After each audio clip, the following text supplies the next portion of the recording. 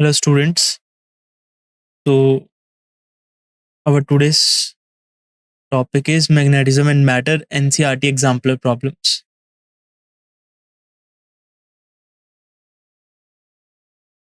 This is the disclaimer. Learning objectives. So, after this lecture, you will be able to understand the basic principles of permanent magnets and domain alignment at different temperatures. Identify the fundamental origins of magnetism in materials, including atomic currents and electron spin. Analyze the behavior of solenoids with cores and understand the effects of temperature on magnetic fields B and magnetizing field H. Differentiate between electrostatic and magnetostatic shielding principles. And you will be able to calculate and comprehend the dimensional analysis of magnetic susceptibility chi and its practical applications.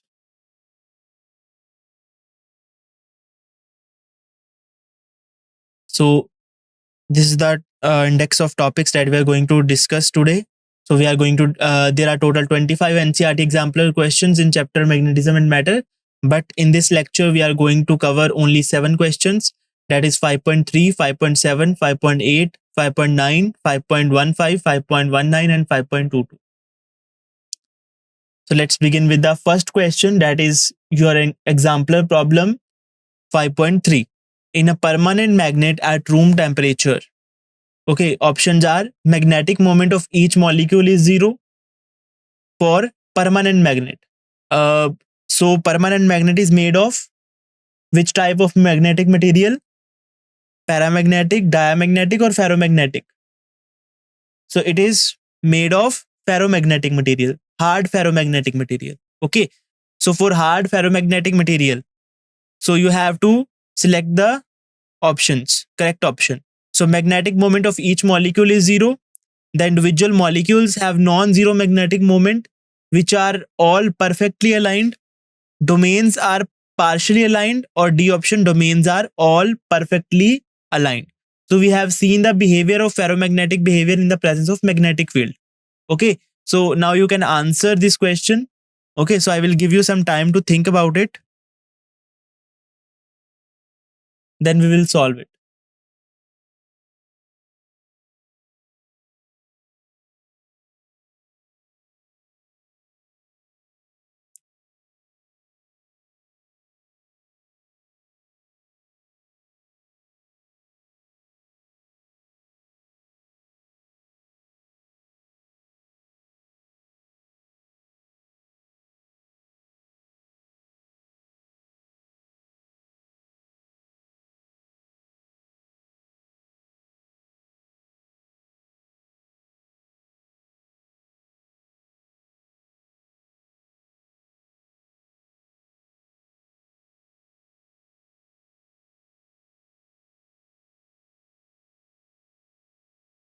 Let's see the solution. So correct option is C. Domains are partially aligned.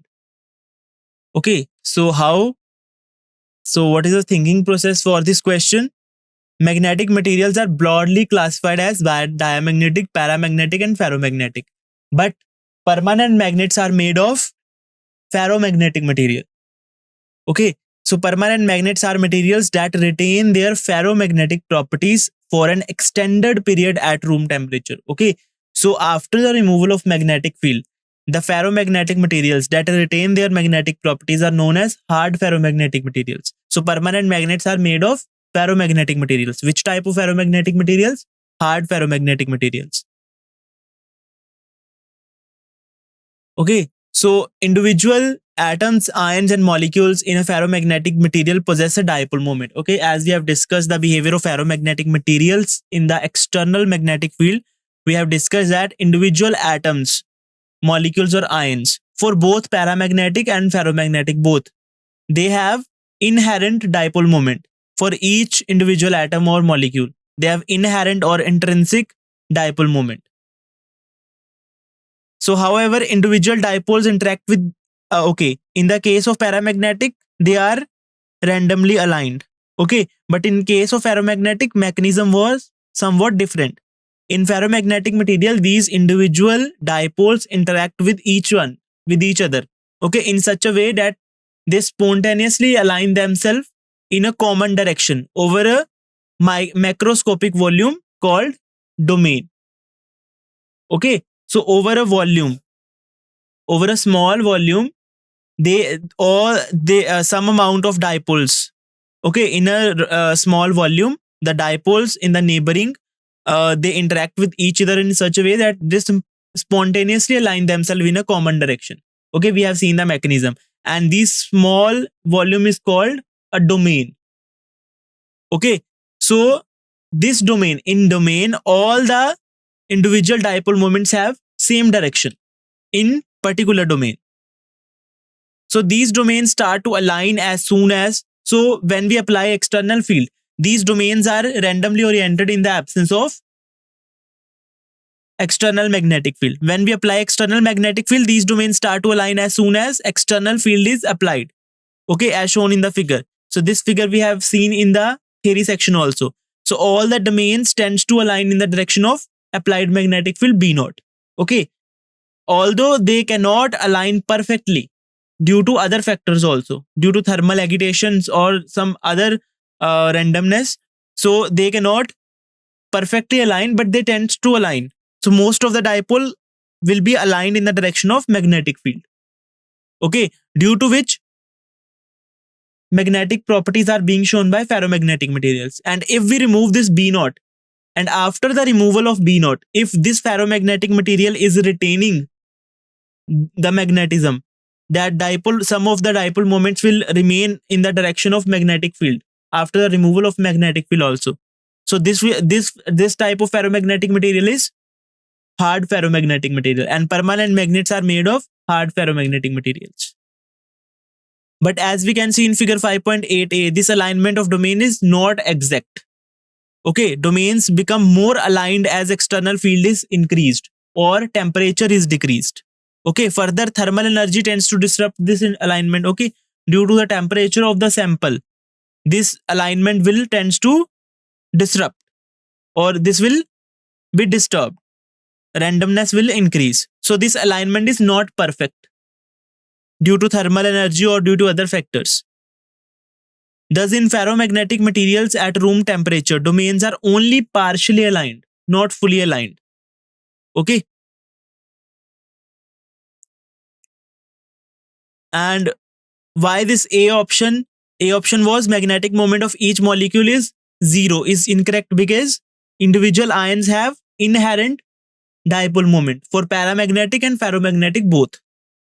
Okay, so in a permanent magnet, the individual molecules or atoms have non-zero magnetic moment initially without any external applied magnetic field. Okay, so these magnetic moments are responsible for the overall magnetism of the material. Why B option is incorrect? The individual molecules have non-zero magnetic moment which are all perfectly aligned is incorrect because they are not perfectly aligned, they are partially aligned due to the thermal energy also. While the individual molecules do have non-zero magnetic moments, but they are not perfectly aligned on a molecular level. Got it? Okay, let's move on to the next question. The primary origins or origin of magnetism lies in. So this is MCQ type, more than one option can be correct. Okay, so the primary origin or origins of magnetism lies in, option is A, atomic currents, second, Pauli exclusion principle, third is polar nature of molecules, and D option is intrinsic spin of electron. So we have discussed in the starting of the chapter and in chapter moving charges and magnetism also, that what are the primary origins of magnetism. Okay, so I will give you some time to think about it.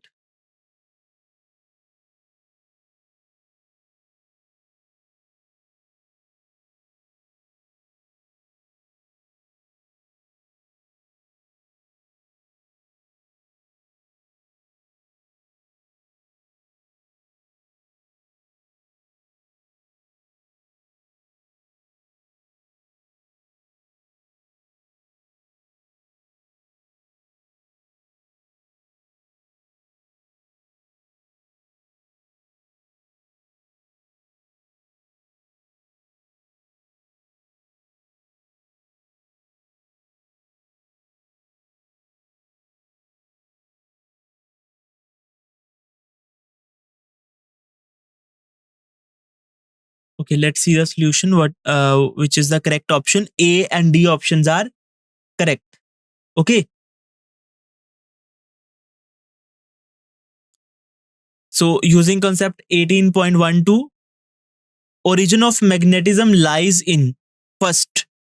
First one is atomic currents. First option is correct. A option was atomic currents. What are atomic currents? We can see revolving motion of electrons around a nucleus. Okay, we can see. We have already discussed that revolving electron around a nucleus is considered as a tiny magnetic loop. Sorry, current loop. Okay, that produce the magnetic field at its center. Okay, so revolving motion of electrons around a nucleus in an atom, which is equivalent to a circulating electric current. Okay, called an atomic current. Magnetic moment M of circulating current loop is given by. So what is the magnetic moment of the current loop? Is I into A. Okay, or we can say revolving electron is also considered as a circulating electric current or current loop. So magnetic moment of this revolving electron will be represented by M equal to IA. I is the current of this current produced by this revolving electron, and area is the loop. A is the area of loop enclosed by this revolving electron. So this is the NCERT question 4.22. So where A is the area of loop enclosed by circulating electron. Due to the magnetic moment, magnetic field is associated with the current loop. Okay, in current loop also. Okay, when we consider a circular loop carrying current, in the material, in the conductor, circular conductor, there are electrons, moving electrons. Okay, so due to which current is being produced. Okay, current is due to moving electrons. So if without any material, electron is revolving, it is equivalent to current loop. Okay, it will generate current. Current is having direction opposite to the movement of electron. Okay, so A is the area enclosed by the circulating electron, and due to magnetic moment, magnetic field is associated with this current loop. Okay, this is the first origin of primary origin of magnetism due to atomic current. Second origin of the magnetism is spinning of electron, okay, around its own axis. So spinning of electron is some phenomenon that is on atomic level, that is on quantum level. So this is beyond your textbook syllabus. So but we are going to share this concept with you in brief, not in detail. Okay, because detail you will going to study further in the graduation. So spinning of electrons around its own axis is called intrinsic spin. This give rise to spin angular momentum. Okay, you have also studied in chemistry. Okay, in 11th class, there is a spin angular momentum associated with the spinning electron. Okay, spin is considered as half or minus half. Okay, you may have you recalled? So this half and minus half, this is associated with the spin, and we used to calculate the spin angular momentum. Okay, so spinning of electron around its own axis is called intrinsic spin. So this spin is possessed by every electron. So this give rise to spin angular momentum. Okay, like this. This is a figure showing spinning electron. So in center there is a nucleus, and electron is revolving around the nucleus, also spinning around its own axis. Okay, so this is the spin angular momentum, and this is the magnetic moment due to spinning. Got it? So this spin of electron coupled with the electron's charge creates a magnetic dipole moment. Okay, this spin of electron that is coupled with electronic charge, this will create a magnetic dipole moment. And electron behave like a tiny magnet with the north and south pole. So this is the concept that is not in your syllabus, but you can only get some inference from it that when spin of electron is coupled with electronic charge, there will be there should may have been some formula that is associated with the spin of electron and also electronic charge, which creates a dipole moment, magnetic dipole moment. So electron behave as a tiny magnet with the north and south pole. It's worth noting that protons also have intrinsic spin and contribute to magnetism. Protons also have spin and they also contribute to magnetism, but their effect is much weaker because although their effect is generally much weaker than that of electrons because of their large mass. Okay, their spin is not as much effective. Okay, so they also spin, but the magnetism produced by them is not as much effective because the effect is much weaker, or they are heavier, or they have more weight than more mass than electron. Hence, A and D options are correct. Only A and D are correct.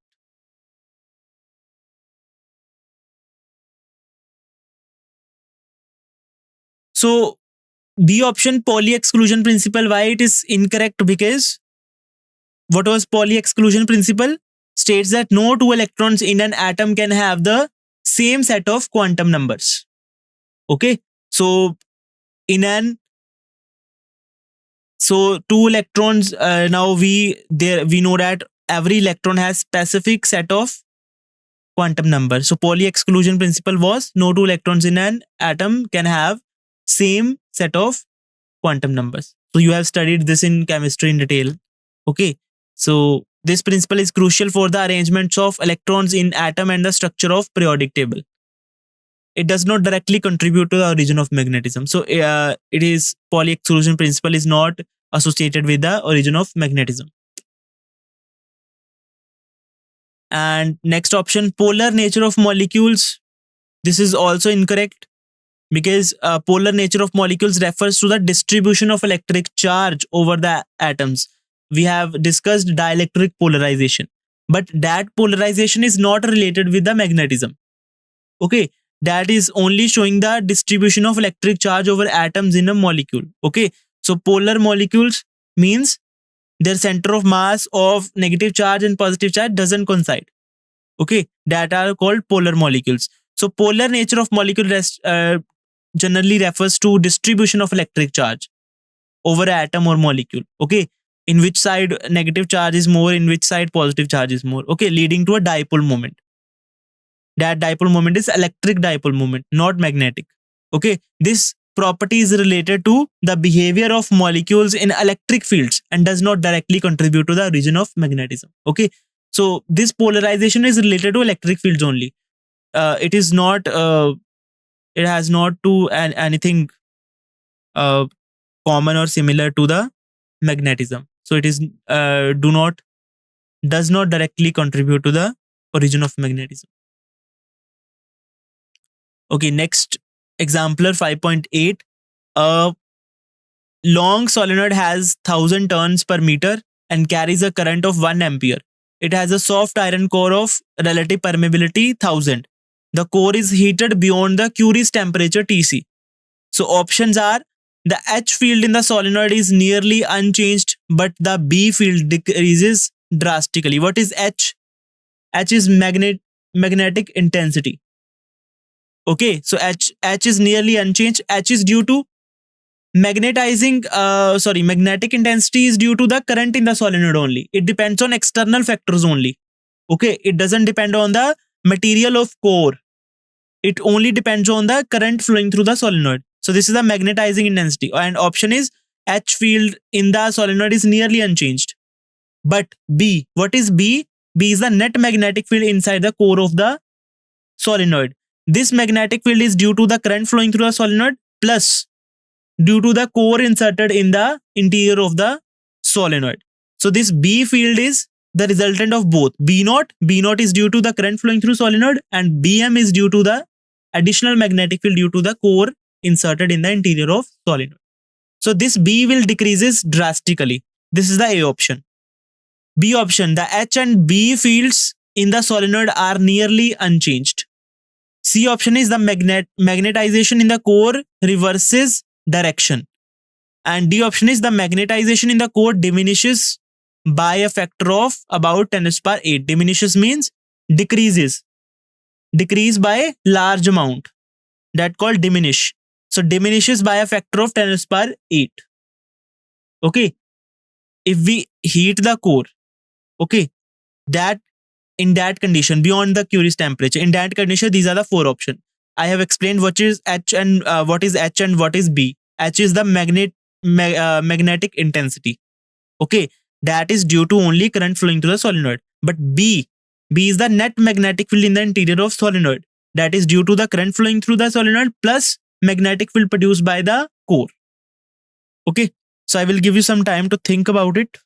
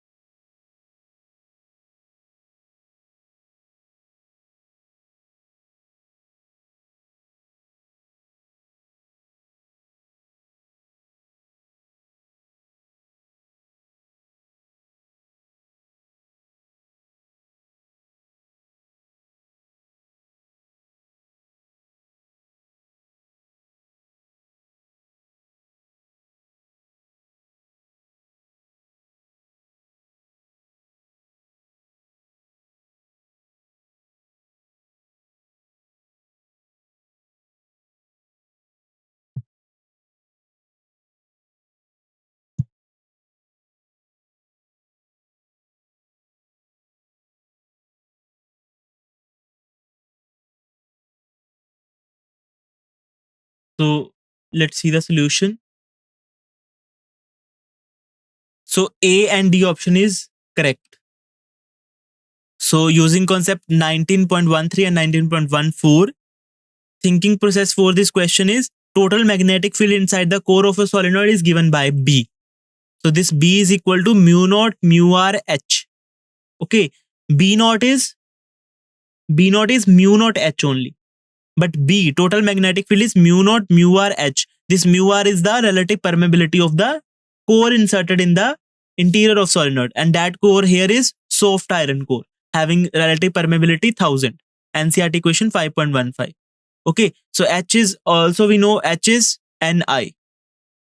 Okay, magnetic field inside the solenoid without core is given by B naught equal to mu naught H, and also it is given by B naught equal to mu naught Ni. So after comparing, it will result in H equal to Ni. That thing we have already discussed in theory section. So H is equal to Ni. Okay, B equal to mu naught mu r Ni. Okay, at room temperature, core of a solenoid behave as a ferromagnetic substance. It is soft iron core. Soft iron core is a soft ferromagnetic material. Okay, it behaves as, it shows its magnetic properties when it is placed in the region of magnetic field only. After removal of magnetic field, it will lose its magnetic properties. That's why it is called soft ferromagnetic material. Soft iron is soft ferromagnetic material. Okay, so at room temperature, when we insert this soft iron core inside the solenoid, due to the magnetic field produced by the solenoid, it will get magnetized. Okay, due to magnetization, it will create its own magnetic field that will add up to the initial magnetic field. So at room temperature, core of the solenoid behave like a ferromagnetic substance. But if the temperature is increased beyond Curie's temperature, we have discussed Curie-Weiss law. Okay, Curie-Weiss law. In Curie-Weiss law, we have concluded that if we increase the temperature beyond Curie's temperature Tc, so ferromagnetic material will behave like paramagnetic material. Okay, so but if temperature is increased beyond Curie's temperature, then it loses its ferromagnetic nature and behaves as a paramagnetic substance.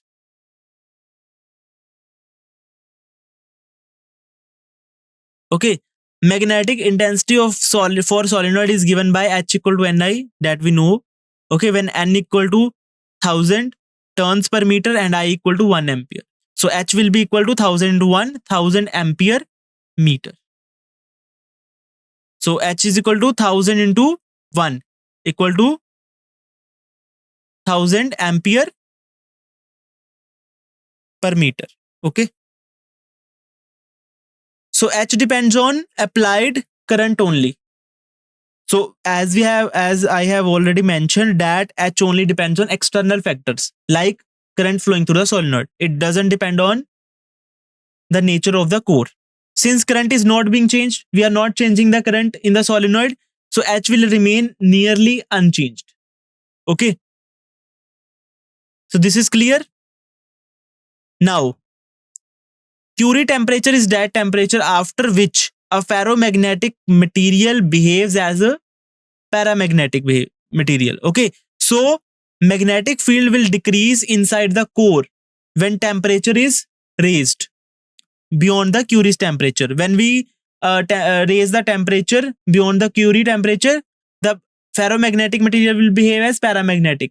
So paramagnetic behavior is different from ferromagnetic behavior.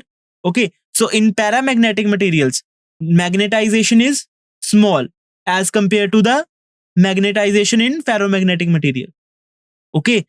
Amount of magnetization in paramagnetic material is very, very small as compared to ferromagnetic, because value of chi is small for paramagnetic materials. Okay. They get weakly attracted to magnet. Okay. So magnetic field will decrease because magnetization will decrease in the soft iron core due to the increase in temperature. When we increase the temperature beyond Curie temperature of soft iron core, so soft iron core will behave as now will start behaving like paramagnetic material. So magnetization will decrease, due to which magnetic field produced by this soft iron core will be decreased. Okay, so magnetic field, the total magnetic field also get decreased. So magnetic field will decrease inside the core when temperature is raised beyond Curie temperature. Let initially magnetization is M1 when material was ferromagnetic. Okay, when material was ferromagnetic, magnetization is M1. And material becomes paramagnetic from ferromagnetic, let it be M2. When material becomes paramagnetic, then magnetization will be M2. Now this M1 is very, very much greater than M2. Okay, magnetization in the case of ferromagnetic is much, much greater than the magnetization in the case of ferromagnetic material. Does relation between magnetization and magnetic intensity is given by? So what is the relation between magnetization and magnetic intensity? M equal to chi h. NCERT equation 5.13. Okay.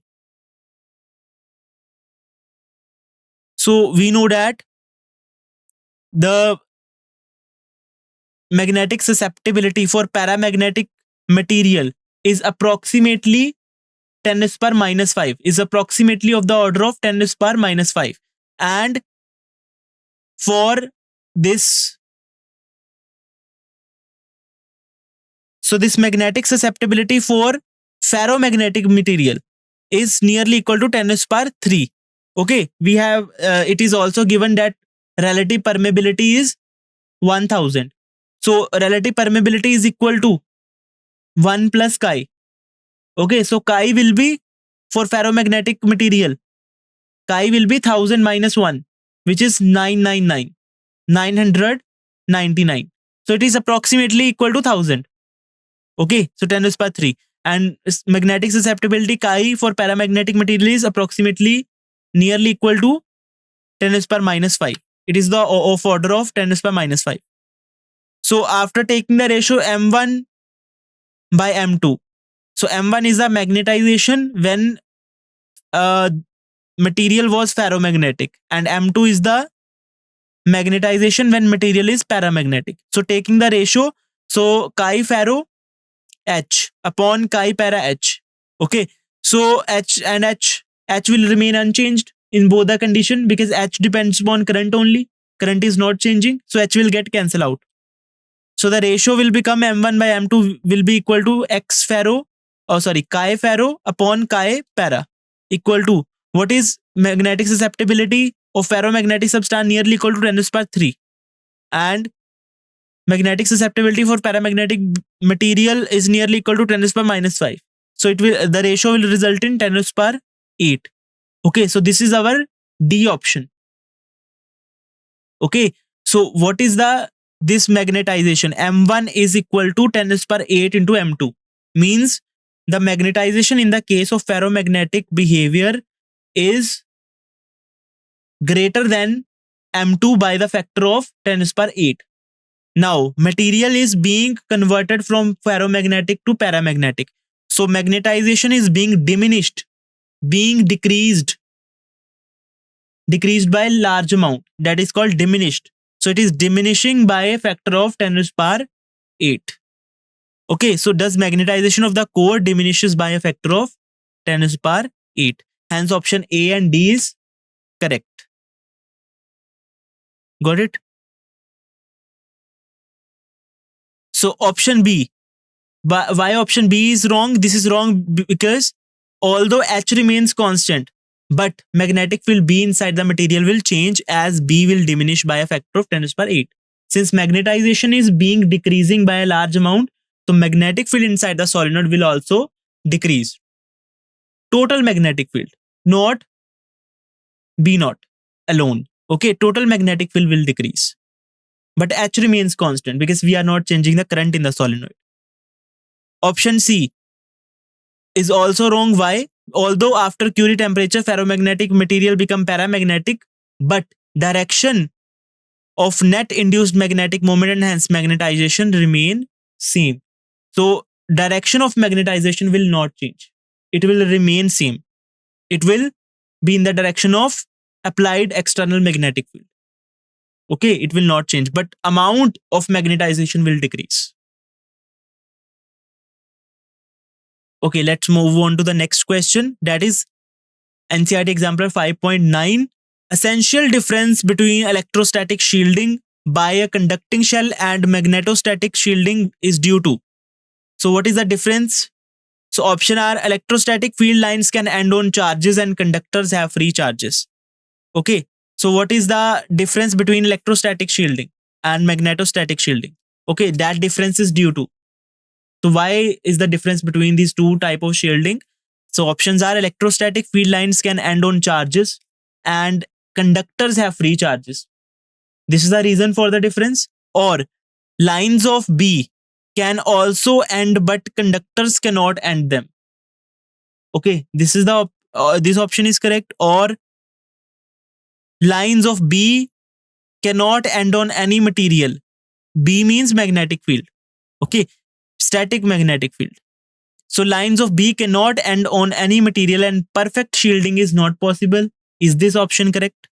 Or D option, shells of high permeability material can be used to divert lines of B from the interior region.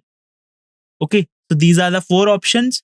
So this is question of type more than one option can be correct. Okay, so I will give you some time to recall the concepts.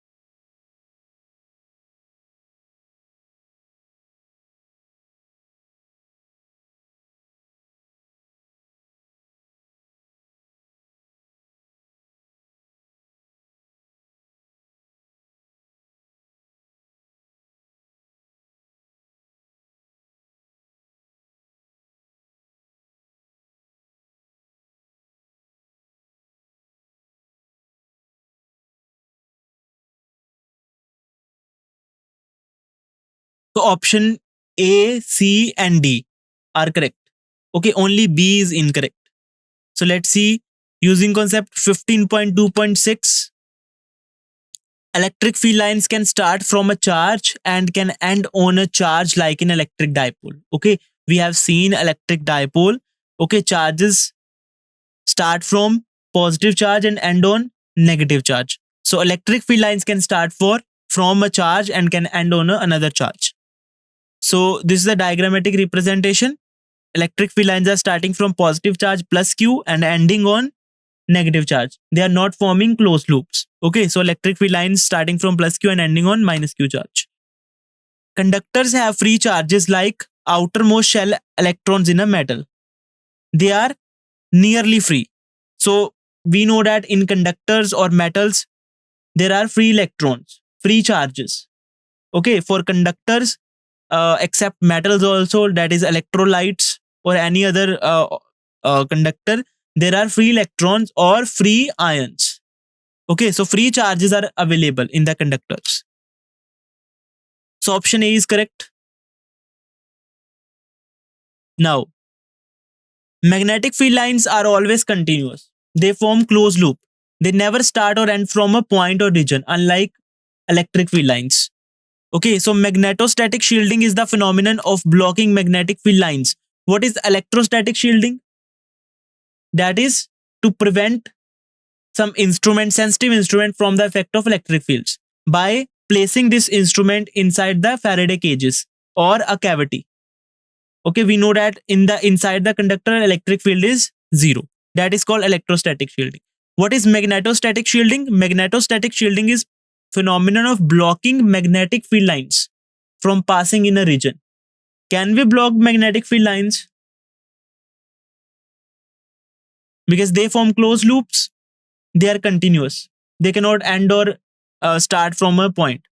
So magnetic field lines cannot be blocked completely, but can be diverted by suitable magnetic materials.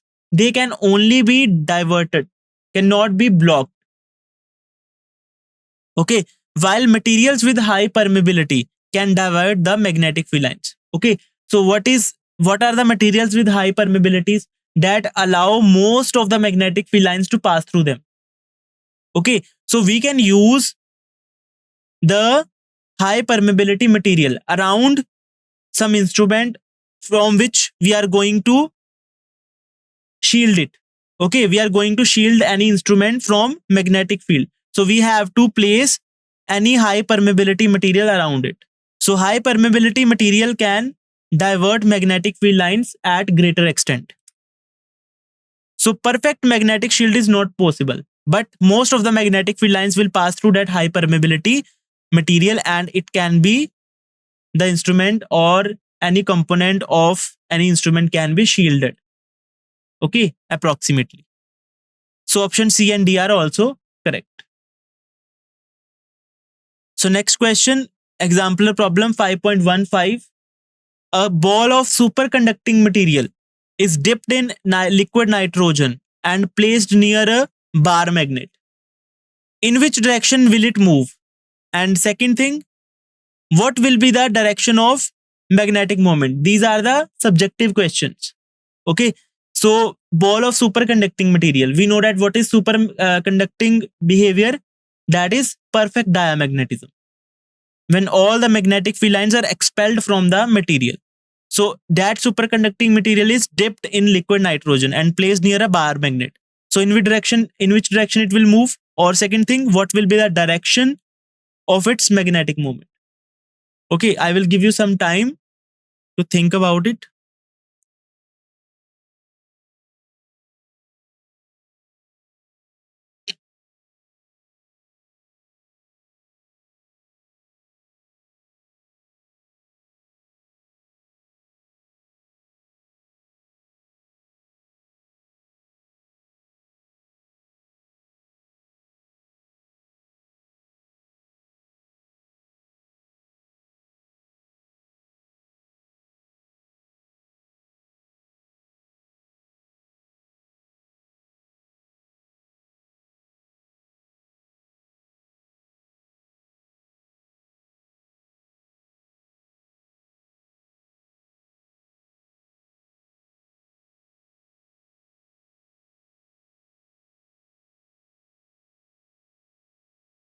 What is the thinking process for this question?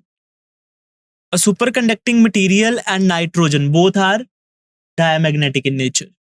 Okay, so answer is superconductors materials show perfect diamagnetism.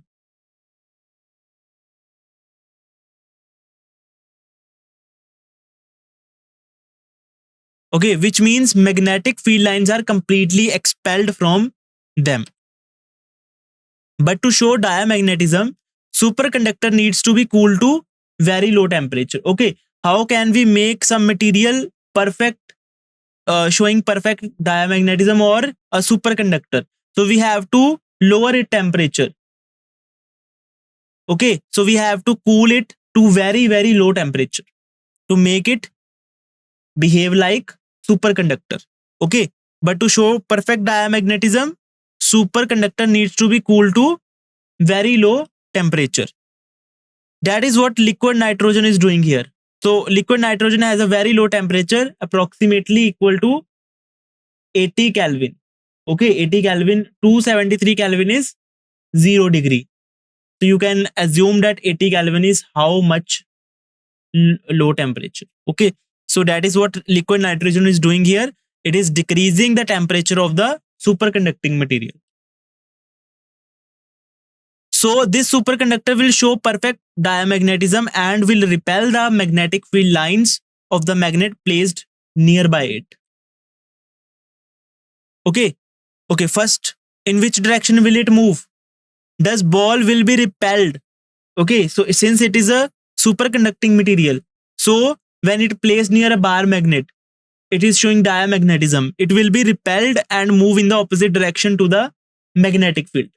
Okay, and second thing, what will be the direction of magnetic moment? Direction of magnetic moment developed in the superconductor will be opposite. Why? Because superconductor are diamagnetic materials.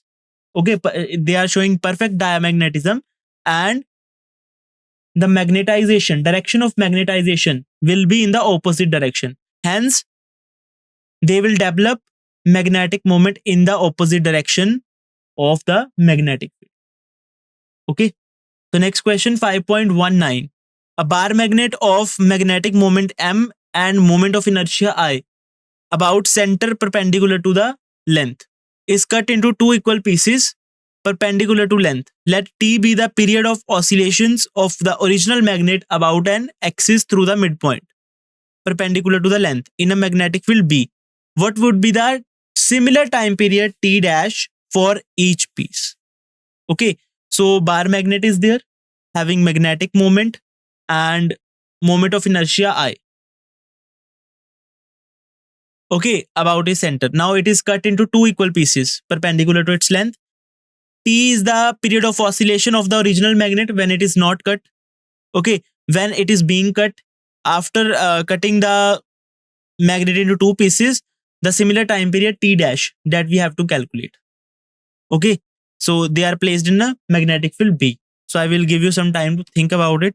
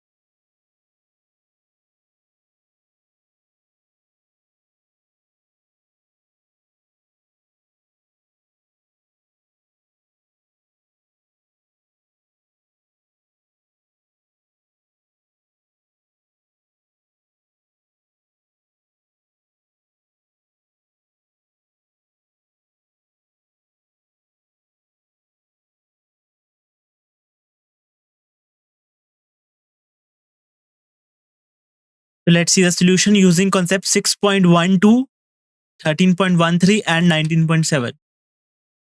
The torque on the needle is, we know that what is the amount of torque, that is tau vector is equal to m vector cross b vector. This is the NCERT equation 5.2. In the terms of magnitude, we can represent torque is equal to mb sine theta. Okay, so here tau is the restoring torque and theta is the angle between m and b.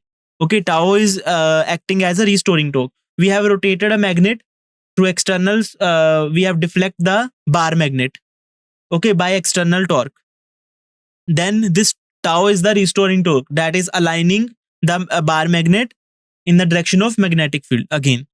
Okay, so this is the restoring torque, where m is the magnetic moment of the magnet and B is equal to uniform magnetic field in which magnet is oscillating. Okay, so in this question, I is equal to the terms that we are going to use. I am defining it. I equal to moment of inertia of the bar magnet. M is equal to mass of the bar magnet. Okay, L equal to length of magnet about an any passing through its center, about an axis passing through its center are perpendicular to its length. At equilibrium, when we are deflecting the bar magnet to any angle and then there is a restoring torque that is going to align the bar magnet in the direction of magnetic field. So at equilibrium, this deflecting torque will be equal to restoring torque. Okay, so deflecting torque is I alpha. Okay, that thing we have discussed in the rotational motion. Okay, deflecting torque is represented by moment of inertia into angular acceleration. So I alpha, which will be equal to minus mb sine theta. Okay, so why this minus sign is being appeared here? So after I alpha, alpha is what is angular acceleration? It is a double derivative of angular displacement theta. Okay, so I equal to d square theta upon dt square, which is equal to minus mb sine theta. So negative sign with mb sine theta implies that restoring torque is in opposite to the deflecting torque. Okay, so we are rotating the bar magnet in opposite direction to the restoring torque. We are applying external torque in the opposite direction. We are rotating the bar magnet in some direction, and then this restoring torque will come into play and it will tends to align the bar magnet again in the direction of magnetic field. So that's why negative sign is appearing here. Okay, for small values of theta, we approximate sine theta nearly equal to theta, and we get I d square theta upon dt square. That is the double derivative of angular displacement, and this is equal to alpha, angular acceleration. Okay, similar to that, that is linear acceleration a, which is equal to d square x by dt square. Okay, similar to that, and equal to mb sine theta is approximated to theta, because for small value of theta, sine theta is nearly equal to theta.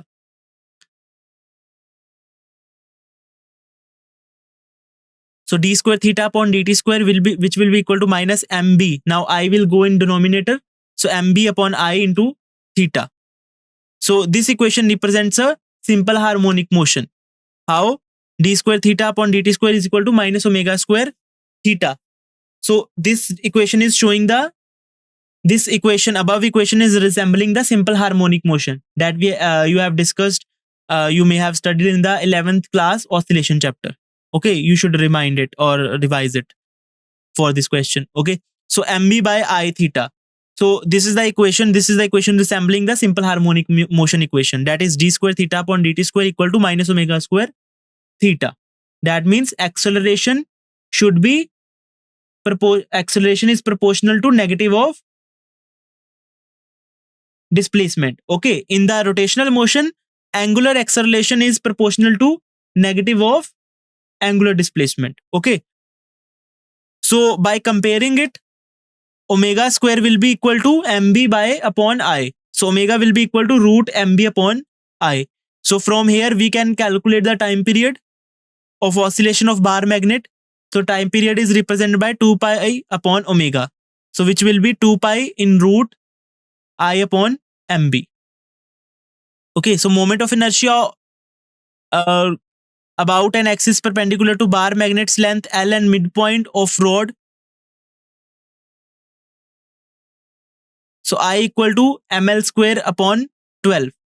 This is the moment of inertia about an axis perpendicular to bar magnet of length L and midpoint of the rod. Okay, so for a bar, for a rectangular bar, moment of inertia around the axis which is perpendicular to this bar magnet and passing through the midpoint of the bar is given by ml square by upon 12. Okay, so here ml square upon 12.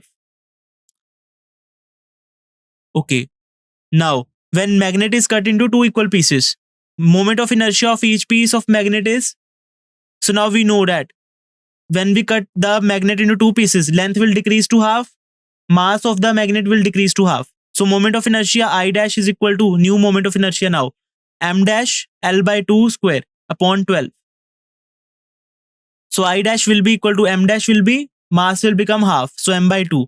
Length also will become half, L by 2 square upon 12. So ml square upon 12 into 1 by 8. So moment of inertia, new moment of inertia will be I upon 8. Okay, it is less than previous moment of inertia by the factor of 1 by 8. So magnetic moment becomes half as length has now become half. So magnetic moment is equal to pole strength multiplied by length of the dipole. Okay, now bar magnet is cut into two equal pieces. So length is decreased by half. So magnetic moment is also decreased by half. So m dash new magnetic moment will be m by 2. Okay, new time period of oscillation will become now t dash equal to 2 pi in root I dash upon m dash b. Okay, so what is I dash? I by 8, and what is m dash? New magnetic moment m by 2. So after solving this, new time period will be equal to 2 pi by 2 in root I by mb. So 2 pi root I by mb is previous time period t in the initial case.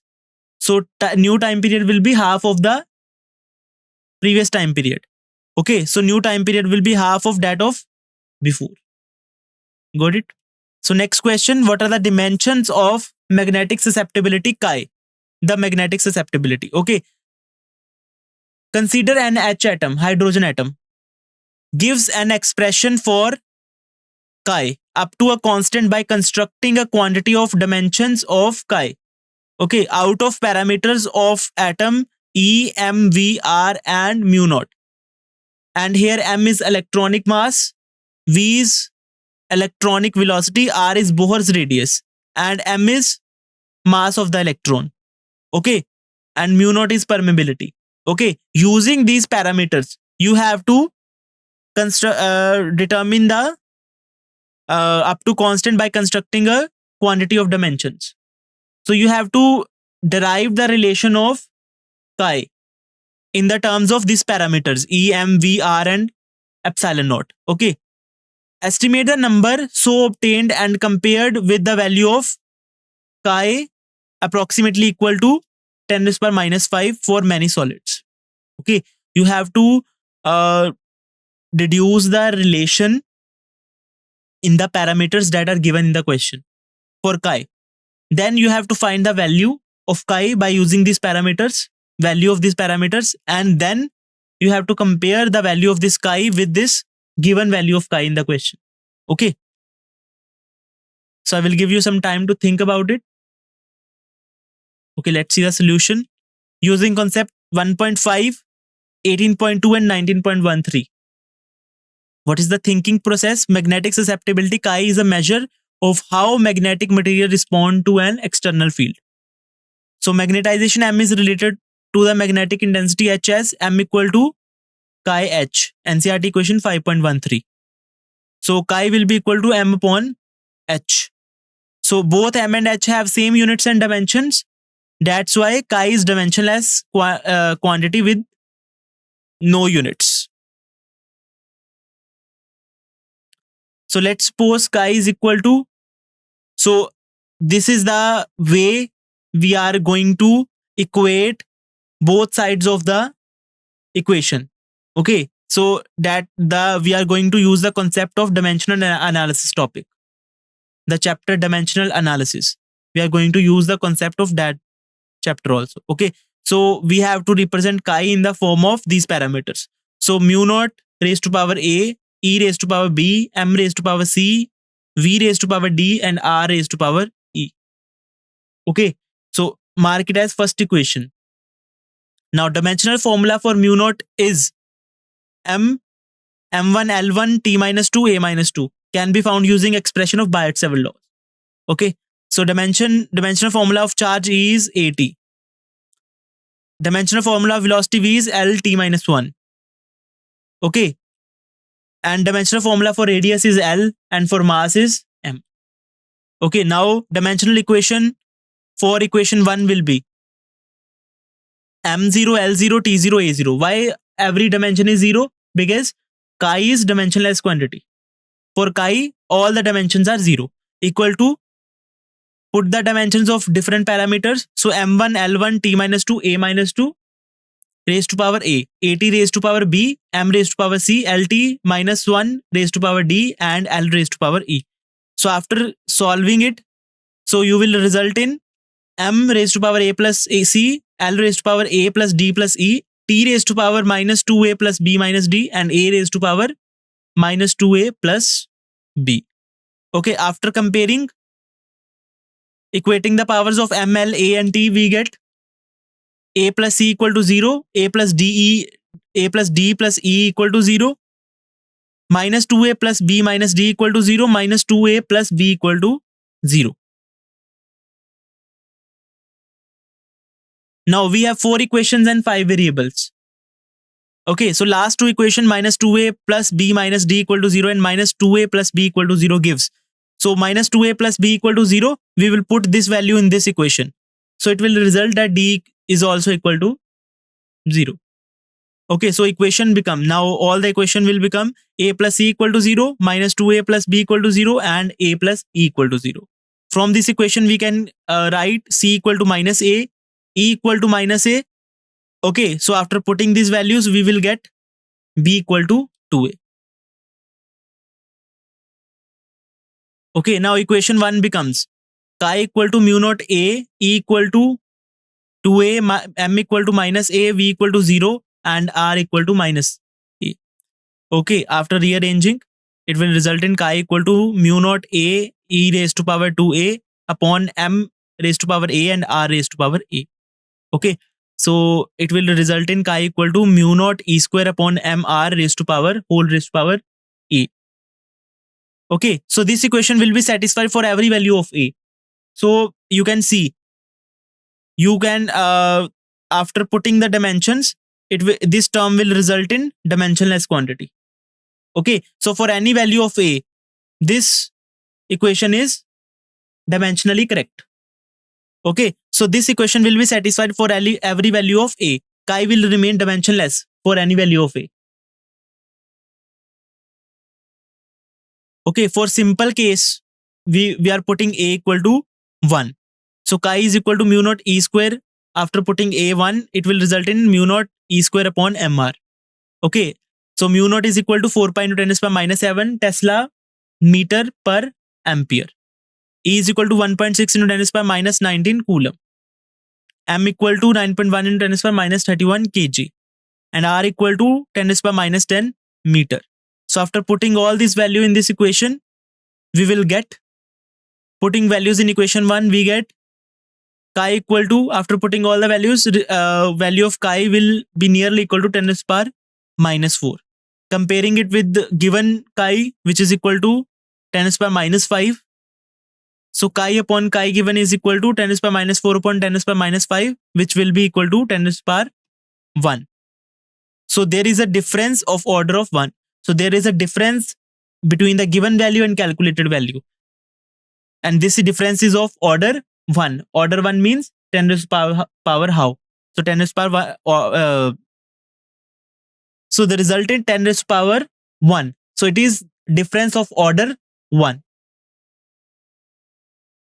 Okay, so thank you. This is all about today's example problem.